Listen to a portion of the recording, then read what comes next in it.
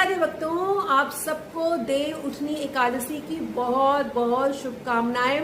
तो कार्तिक मास की जो शुक्ल पक्ष की एकादशी है उसे देव उठनी एकादशी, देव प्रबोधिनी एकादशी या हरि प्रबोधिनी एकादशी के नाम से जाना जाता है। इस एकादशी का बहुत महत्व है क्योंकि 4 मास के बाद श्री हरि अपनी योग निद्रा से जागते हैं और सारे मांगलिक कार्य इस दिन से शुरू हो जाते हैं। भगवान जो देव शयनी एकादशी होता है उसमें भगवान अपनी योग निद्रा में जाते हैं और देव उठनी एकादशी को योग निद्रा से जागते हैं। तो इस एकादशी के व्रत को करने से आपको 1000 अश्वमेघ के फल मिलेगा या 100 रासु यज्ञ करने का फल सिर्फ एक इस एकादशी को करने से आपको प्राप्त होगा। इसलिए इसे बड़ी एकादशी के नाम से भी जाना जाता है। इस वर्ष 2025 में इस एकादशी का आरंभ शुक्रवार के दिन 31 अक्टूबर शुक्रवार के दिन देर रात्रि 4:02 से हो रहा है और इसकी समाप्ति 1 नवंबर को देर रात्रि 2:57 पर हो रहा है। तो एकादशी का व्रत जो है वो शनिवार 1 तारीख को ही किया जाएगा।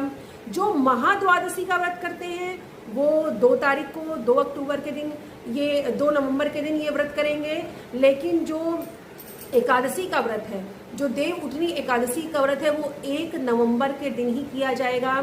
इसका पारण 2 नवंबर को सुबह के समय 8:30 बजे से 10:47 के बीच में रहेगा। ये शुभ समय है। लेकिन अगर आप इस बीच में पारण नहीं कर पा रहे हैं तो आप इसके बाद भी इसका पारण कर सकते हैं क्योंकि जो द्वादशी तिथि है वो देर से शुरू हो रही है। तो इसके बाद भी आप इस व्रत का पारण कर सकते हैं। जो दशमी के नियम है वो 31 तारीख से ही शुरू हो जाएंगे। 31 अक्टूबर दिन शुक्रवार से ही दशमी के नियम शुरू हो जाएंगे। 31 तारीख को ही आपको एक टाइम भोजन करने का है, ब्रह्मचर्य का पालन करने का है, भूमि पर शयन करने का है, सात्विक भोजन आपको खाने का है। आपके खाने में लहसुन प्याज आदि का उपयोग नहीं होना चाहिए।